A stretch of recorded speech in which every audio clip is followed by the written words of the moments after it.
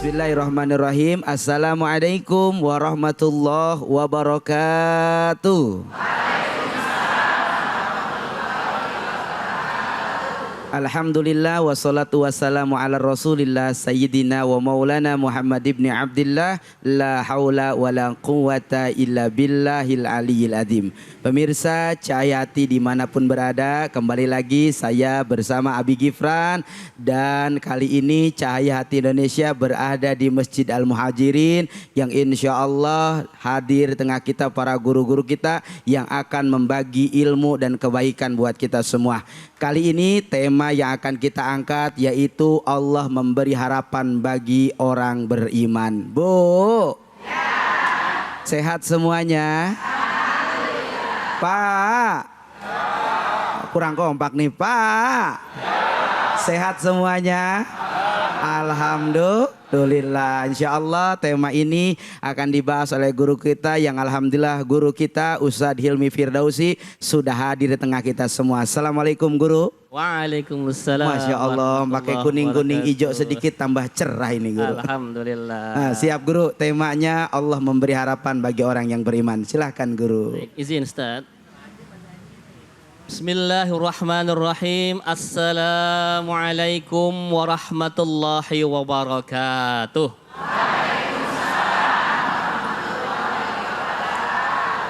Malam-malam ngerujak mangga. Yang jawab salam saya doakan masuk surga. Amin. Tadi salamnya belum kompak, saya ulangi lagi. Assalamualaikum warahmatullahi wabarakatuh.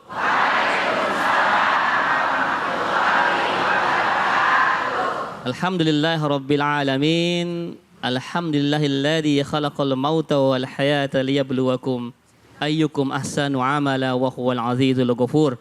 Asyhadu an la ilaha illallah wa asyhadu anna sayyidana Muhammadan abduhu wa rasuluh la nabiyya wa la rasula ba'dah. Allahumma fassalli wa sallim wa barik ala hadzal nabiyil karim sayyidina wa habibina wa syafi'ina wa maulana Muhammadin wa ala alihi wa sahbihi ajma'in. Rabbi israh li sadri wa yassir li amri wa hlul 'uqdatam min lisani yafqahu qawli, amma ba'd. Yang saya hormati sahabat saya Ustadz Abi Gifran, biasanya beliau mendampingi saya sebagai penceramah. Hari ini tugasnya beda, jadi host walaupun bayarannya sama kata beliau. Insya Allah.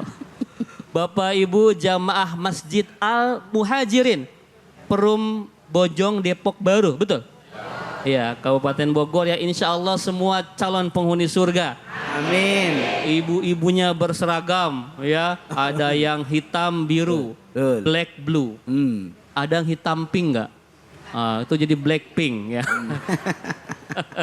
Ya, kalau bapak mah begini aja kita mah apa ya, putih ya gitu ya. Kalau ibu, istri kita mah bu, bapak ya, ibu-ibu kan bajunya banyak ya. Kalau kemana-mana tuh seragamnya matching pak. Maka jangan aneh kalau di rumah kita, lemari kita itu banyakkan siapa isinya? Bu, ibu banyak bajunya. Udah punya baju masa depan belum? Apa ya baju masa depan? Tah. Besok beli ke pasar ya, baju masa depan. Tapi yang polos aja, jangan pakai motif-motif. Ya, polos putih, jangan pakai polkadot, jangan pakai kotak-kotak, kembang-kembang, apalagi batik. Karena agak aneh kalau ada pocong batik nanti. Ya. Tema kita hari ini, Allah memberi harapan bagi orang-orang yang beriman. Kita akan sedikit membahas tentang tafsir surah At-Tin. Tadi seperti VT di depan, tentang surah At-Tin. Apa Latin ya? Ya, ini surahnya paling gampang ini. Wat-tin waz-zaitun. Allah bersumpah dengan nama buah tin dan buah zaitun. Setiap Allah bersumpah Bapak Ibu, kalau kita kan sumpahnya demi Allah. Allah nggak mungkin bersumpah pakai nama sendiri. Maka Allah selalu bersumpah dengan sesuatu yang besar. Wal asr, demi masa, demi waktu. Artinya waktu itu sesuatu yang besar. Begitupun wasyamsi, demi matahari, wal qamar, demi bulan. Ini watin, wazaitun. Tin itu buah tin, zaitun buah zaitun. Ibu kalau umroh haji suka ada oleh-oleh minyak zaitun. Buah tin, buah zaitun itu buah yang sangat mengandung keberkahan dan sehat. ibu yang tinggi kolesterolnya, besok apa-apa jangan digoreng.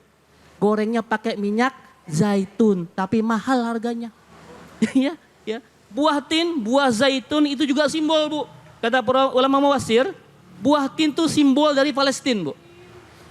Sedangkan buah zaitun itu simbol dari Syam. Palestina hari ini sedang bergejolak, Syam pun sedang bergejolak. Karena kata para ulama, nanti di akhir zaman yang menjadi sentral perjuangan umat Islam adalah Syam. Syam itu 4 negara, Bu. Palestina, Syria, Lebanon, Jordan. Artinya Allah bersumpah atas nama buah tin dan buah apa tadi? Buah zaitun itu bukan sembarang sumpah. Watturi sinin, dan demi bukit Sinai. Ya. Ini bukit Sinai tempat Nabi Musa menerima perintah Allah Subhanahu wa taala. Ya. Jadi selain nabi kita ada nabi-nabi yang juga menerima wahyu. Yang kita kenal yang pertama siapa? Nabi Musa. Apa kitabnya? Taurat. Nabi Daud apa kitabnya? Zabur. Nabi Isa apa kitabnya? Nabi Muhammad apa kitabnya? Al-Quranul Karim. Kita wajib mengimani semuanya. Cukup mengimani saja. Namun yang untuk melaksanakannya kita hanya kitab yang terakhir. Yang Allah turunkan kepada Muhammad sallallahu alaihi wasallam. Ya Bu ya, itu Watturisin. Artinya Bu, itu bukit Sinai pun bukit yang besar. Bukit yang penuh dengan sejarah sampai Allah bersumpah atas nama bukit itu. Laqad khalaqnal insana fi ahsani taqwim. Kata Allah, sungguh aku telah ciptakan manusia dengan sesempurna-sempurnanya bentuk. Dengan sebaik-baiknya bentuk. Bapak Ibu, kira-kira bentuknya sempurna enggak hari ini? Sempurna. Ada mata? Ada. Ada telinga? Ada hidung? Ada hati? Ada. Binatang Bu, punya mata, punya telinga, kadang punya hidung tapi enggak punya hati. Itu yang membedakan kita dengan binatang. Maka Allah menciptakan manusia dengan bentuk yang paling sempurna. Namun kesempurnaannya itu bisa membawa dia seperti malaikat, namun juga bisa menjatuhkan dia seperti binatang. Balhum adal kata Allah, bahkan lebih rendah lagi. Bagaimana manusia yang bisa menjadikan kesempurnaan dirinya menjadi seperti malaikat, yaitu orang-orang yang beriman dan beramal saleh. Contoh Nabi Musa alaihissalam. Ibu tahu Musa? Kenal di mana? Di mana? Hah? Di buku. Iya. Musa itu siapa, Bu? Nabi Musa itu siapa? Anak angkatnya? Firaun siapa? Iya. Kenal di mana Firaun? Buku mulu. Iya. Firaun itu, Bu, raja yang ngaku sebagai Tuhan. Istrinya siapa istrinya? Jangan kebalik. Asia. Iya, bukan Aisyah, itu istri Nabi. Asia, wanita solehah, pemuka ahli surga. Kata Rasul. Ya, tapi suaminya itu Firaun, raja ngaku Tuhan. Musa anak angkatnya. Walaupun anak angkatnya seorang raja yang mengaku Tuhan, tapi Musa tetap teguh untuk menjembarkan ajaran Allah Subhanahu wa taala, mentauhidkan Allah Subhanahu wa taala. Maka dia bermusuhan dengan ayah angkatnya. Begitupun Muhammad sallallahu alaihi wasallam. Ibu nabi kita itu, Bu. Ya Allah, Bu. Nabi kita itu orang yang lahir dari keturunan ningrat di Makkah. Namun ketika beliau memproklamirkan Islam, maka seluruh orang Makkah itu menghujat beliau. Menghujat. Kadang-kadang sedang ibadah, Bu, di depan Masjidil Haram, ditumpahi kotoran onta. Ditumpahi joroan onta. Pernah diboikot 3 bulan tidak makan, kecuali hanya rumput-rumput ilalang. Muhammad SAW dengan penuh kesabaran, beliau tidak perangi dulu. Baru ketika beliau hijrah ke Madinah, mulai berperang. Berhasil Islam menang ketika Futuh Mekah, Bu. Tahun 8 Hijriah, Rasul datang bersama 10.000 orang masuk ke kota Mekah tanpa perlawanan. Ya, itu musuh-musuh beliau yang masih ada, Bu. Kan musuh beliau itu ada 3, Bu. Yang paling besar ada namanya Abu Jahal, ada Abu Lahab, ada Abu Sofyan. Abu Janda nggak ada. Abu Lahab, Abu Jahal udah mati. Tinggal Abu Sofyan. Tinggal Abu Sofyan. Abu Sofyan ketika Rasul datang dengan 10.000 orang pasrah. Mati dah gua hari ini. Ya. Kata Umar, Bu, hadza yaumul malhamah. Hari ini adalah hari balas dendam. Wah, iya dong. Masuk 10.000 orang nggak ada perlawanan. Dulu siapa yang pernah menyukai Rasul? Yang pernah membuang kotoran di kepala Rasul? Yang pernah membuang jerawan onta di kepala Rasul? Siapa? Tebas sama kita. Itu kata Umar bin Khattab. Hada yaumul malhamah. Ini hari balas dendam. Apa kata Rasul? La hada yaumul marhamah. Tidak. Hari ini harinya kasih sayang. Harinya kasih sayang. Barang siapa orang Mekah masuk ke dalam Ka'bah dia aman. Barang siapa orang Mekah masuk ke dalam rumahnya Abu Sofyan, maka dia aman.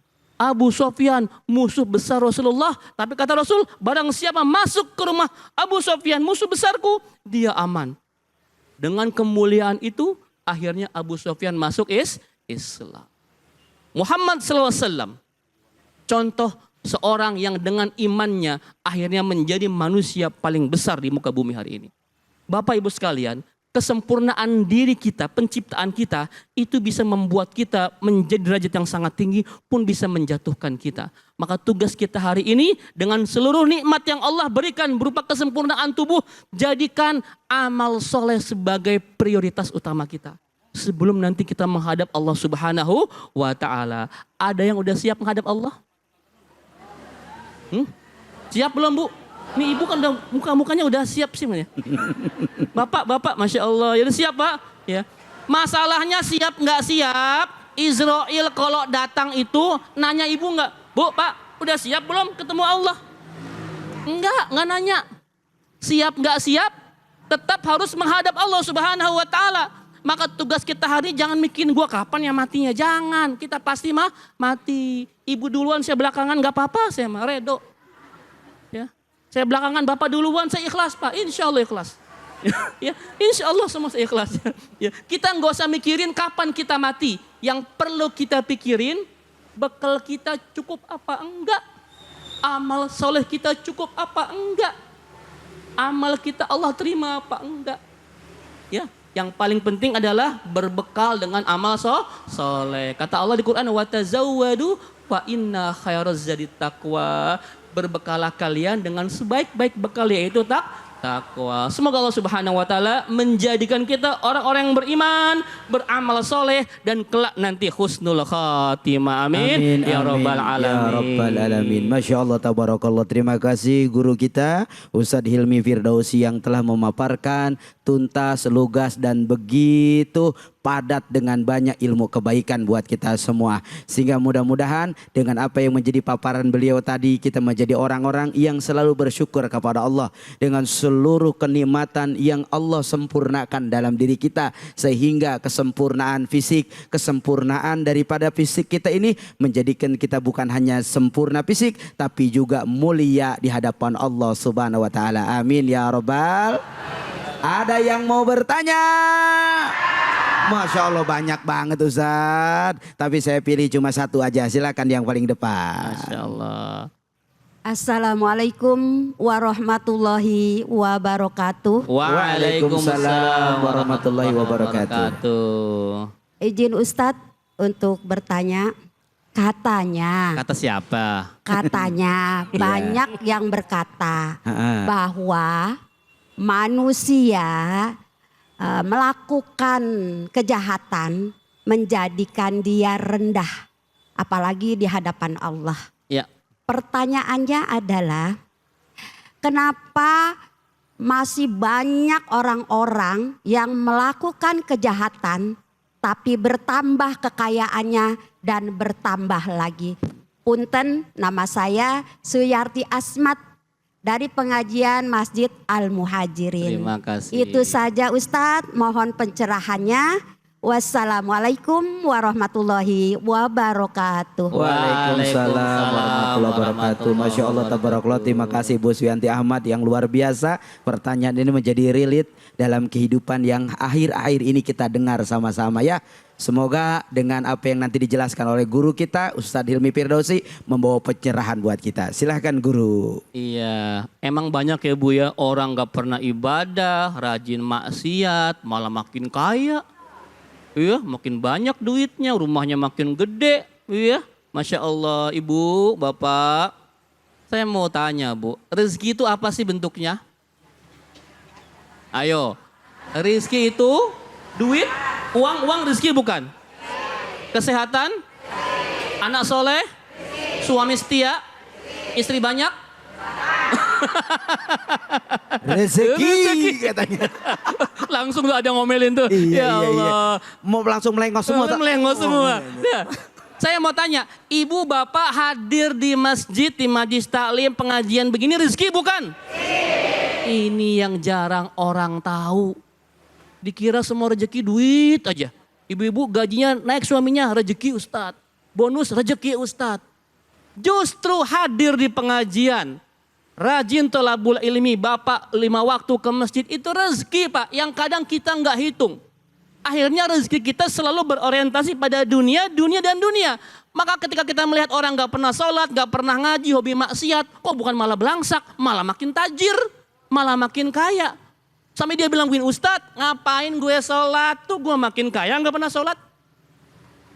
Ngapain gue ke pengajian tuh mobil gue makin banyak. Itu yang ngaji cuma jalan kaki, kesian dia begitu. Nah loh. Nah ibu jangan pernah silau, bapak jangan pernah silau.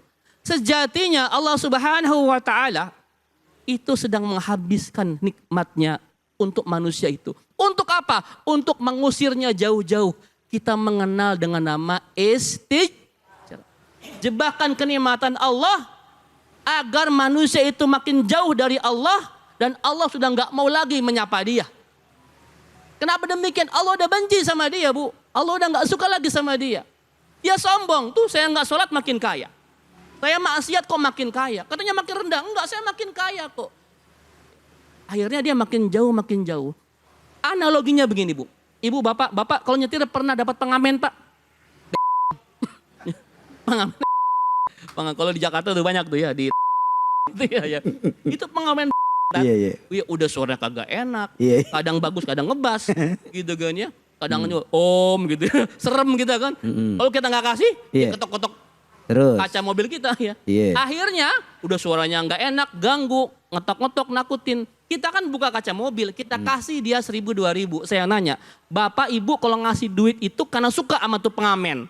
Atau Bapak pengen dia kabur, pengen dia pergi jauh? Itu namanya istijrat. Allah ngasih orang itu walaupun dia nggak ibadah, walaupun dia maksiat, bukan karena Allah cinta, bukan karena Allah suka sama orang itu, tapi Allah pengen ngusir dia jauh, jauh. Itu namanya istijrat. Maka ibu bapak jangan pernah silau, itu dia maksiat kok duitnya banyak, jangan. Mungkin boleh jadi Allah sedang memberinya istijrat, diberikan semua kenikmatan, ya. Walaupun dia nggak ibadah, walaupun dia maksiat, ujung-ujungnya dia makin jauh dari Allah Subhanahu wa Ta'ala. Maka jangan pernah ngiri sama kekayaan dunia yang dihasilkan oleh orang-orang yang beribadah kepada Allah Subhanahu wa Ta'ala. Demikian kira-kira. Masya Allah, tabarakallah. Terima kasih guru kita Kiai Hilmi Firdausi yang telah membagi pencerahan buat kita semua, sehingga kita paham bahwa betapapun Allah memberikan banyak nikmat kepada kita, yang terpenting semua itu ada dalam ridho Allah Subhanahu wa Ta'ala. Setelah ini kita akan dengarkan kajian kembali bersama Ustadz Fatullah. Jangan kemana-mana, tetap di Cahaya Hati Indonesia.